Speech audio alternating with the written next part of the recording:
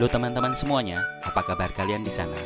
Semoga kalian selalu dalam keadaan baik-baik saja dan jangan lupa untuk bahagia. Hari ini kita akan membahas sebuah film horor Indonesia yang berjudul Gibah tahun 2021. Untuk teman-teman yang baru menonton channel ini, saya ucapkan selamat datang dan salam kenal. Jangan lupa subscribe untuk mendukung channel ini agar semakin berkembang. Film ini mengisahkan kru majalah kampus yang beranggotakan Arga sebagai pemimpin redaksi. Kemudian anggotanya yang lain bernama Firly, Okta, Ulfa, dan Yola. Mereka saat itu sedang membuat materi majalah untuk edisi selanjutnya. Salah satu naskah yang disiapkan oleh salah satu anggota bernama Okta mengenai skandal dosen yang mempunyai simpanan mahasiswi. Dan pada intinya, para kru majalah ini suka gibah tentang hidup orang lain, sehingga mereka mengalami gangguan jin gibah yang meneror mereka. Oke, bagaimana lanjutannya? Simak video ini sampai selesai. Inilah Gibah 2021. Film diawali dengan peristiwa seorang wanita bernama Okta yang ketakutan di kamar kosnya karena diteror oleh sesuatu. Firly, temannya yang baru saja pulang dari kampus, langsung menuju kamar Okta karena semua warga kos sudah berkumpul di depan pintu kamar Okta. Bapak kos bernama Mang Opi mendobrak pintu kamarnya, sehingga Firly berhasil masuk ke kamar Okta. Dan di dalam kamar, Okta seperti dihantui sesuatu dan menunjuk sebuah artikel di atas meja. Bukan urusan nyanyi, temen lo mau sakratul maut, tulungin no. Itu adalah hasil investigasi Okta untuk majalah sekolahnya mengenai dosen yang selingkuh dengan mahasiswinya. Apa sebenarnya yang menimpa Okta? Penasaran? Simak terus video ini. Skin berubah menampilkan sebuah pengajian. Ulfa dan ibunya hadir di sana. Namun karena ibunya malah sibuk ngomongin orang lain, Pak Ustadz sampai menegurnya. Pak Ustadz kemudian menjelaskan tentang dosa akibat membicarakan kejelekan orang lain. Menurut Pak Ustadz, itu ibarat memakan bangkai saudara sendiri. Emak-emak, kalau nggak bisa mengurus anaknya, mendingan pergi aja kali ya. Kebanyakan dari kalian berprasangka, karena sebagian prasangka itu adalah dosa. Ngemeng mulu waktu saya ngasih ceramah.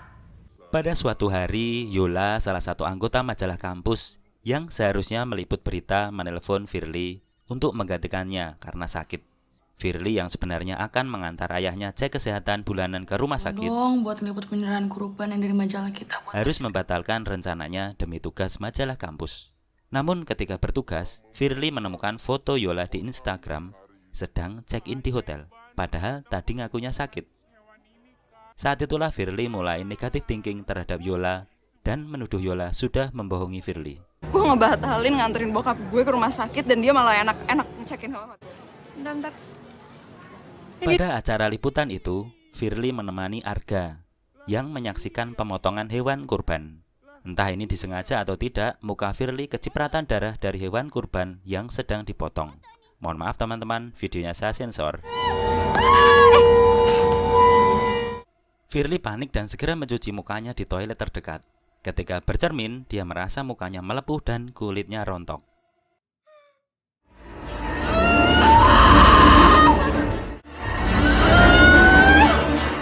Di toilet itu, Firly merasa ada orang lain juga di sana.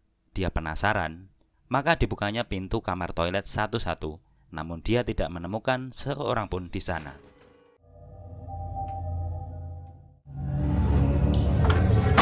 Teror lain menimpa Okta ketika sedang sholat.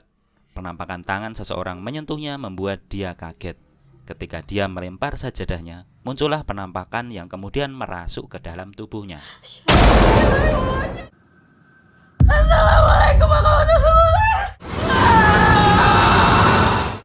Ibu kos yang bernama Umi Asri dan anak kos yang bernama Dina sedang membuat video TikTok. Mereka dikejutkan oleh kemunculan Okta yang menjumpai mereka, namun wajahnya tanpa ekspresi. Umi Asri yang merupakan keturunan Mataram memiliki kekuatan untuk menghalau kekuatan jin. Dia merasa ada yang tidak beres dengan Okta.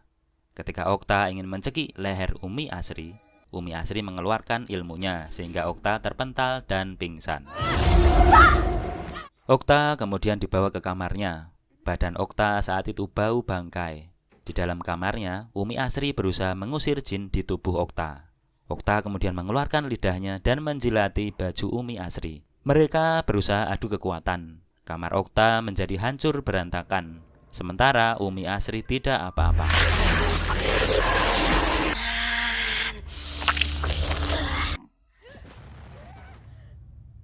Di tempat yang lain, ayah dan ibu Firly sudah pulang kontrol dari rumah sakit. Ibu Firly sempat terjatuh ketika melewati jembatan penyeberangan, membuat kakinya terluka.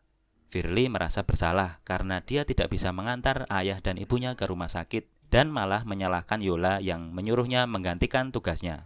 Firly juga menyimpulkan bahwa Yola berbohong karena dia malah enak-enak di hotel. Firly sudah menuduh Yola dengan fitnah yang belum tentu jelas kebenarannya, hanya dengan berdasar postingan Instagram. Sebelum ngomongin orang tuh harus mikir dulu. Ada 2 hal yang harus kamu pikirin. Selanjutnya, Okta dibawa ayahnya pulang kembali ke rumah untuk dibawa ke psikolog. Firly yang baru datang dibisiki oleh Okta agar dia segera meninggalkan tempat itu, karena ada makhluk halus yang akan meneror mereka. Namun, Firly tidak paham apa maksud Okta. Kalian harus cepet-cepet pergi dari rumah ini, please. Hari itu, Umi Asri mengumpulkan semua anak kos dan memperingatkan agar mereka menjadi anak yang baik secara ucapan, ibadah, dan tindakan.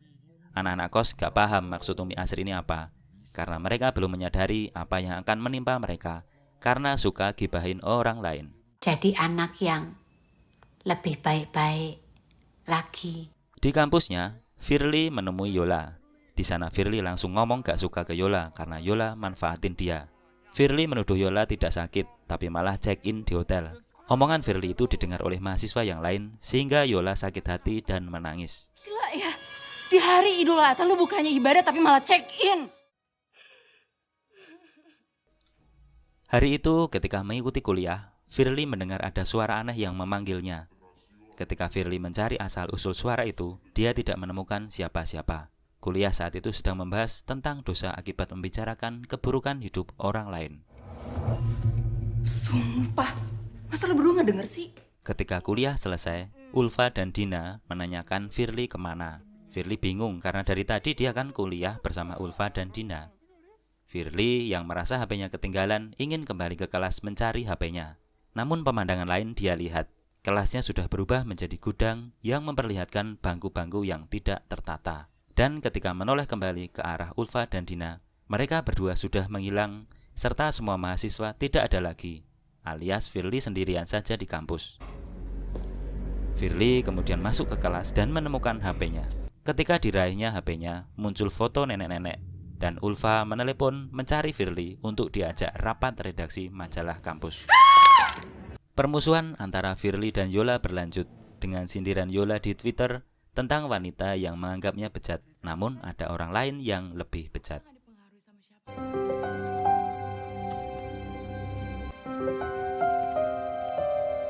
Malam itu ketika Firly sedang makan bersama keluarga, dia tidak sadar kalau dia makan rendang, padahal dia dari dulu itu vegetarian. Ketika orang tuanya mengingatkan Firly, dia jadi mual dan memuntahkan makanannya, yang akhirnya berubah menjadi belatung.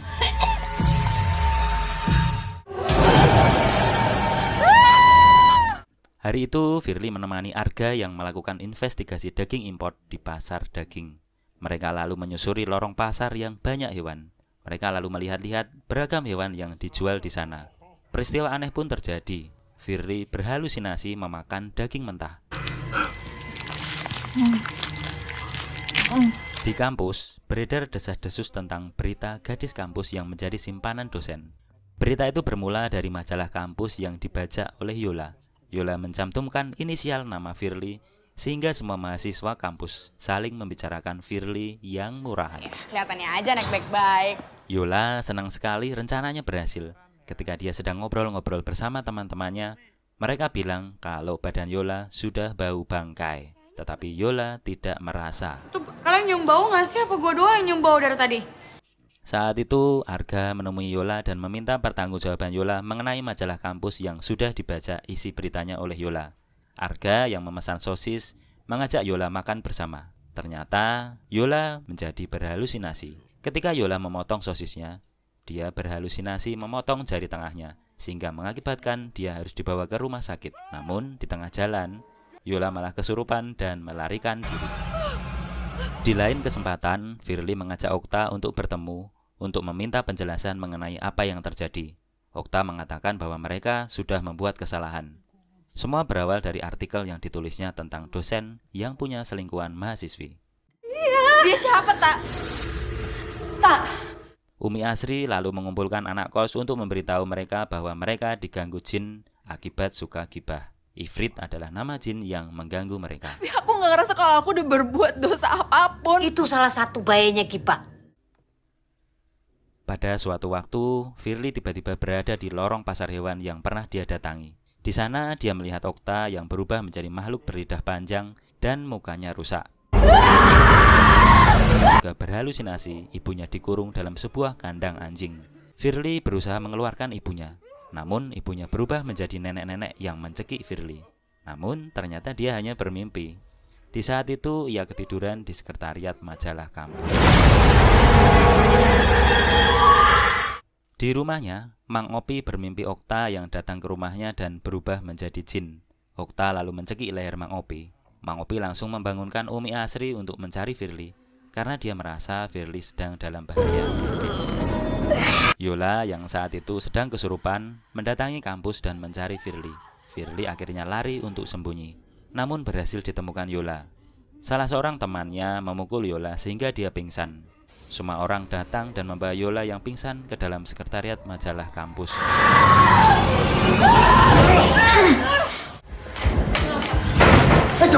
Sang jin akhirnya pindah ke tubuh Firly dan membawa jiwanya ke alam mimpi. Umi Asri akhirnya masuk ke alam mimpi dan menolong Firly, sedangkan Mang Opik berusaha mengusir jin dengan doa-doa. Semua orang yang berkumpul di ruangan akhirnya menyatukan doa untuk mengusir jin itu. Dan jiwa Firly akhirnya bisa kembali ke tubuhnya seiring perginya jin Ifrit.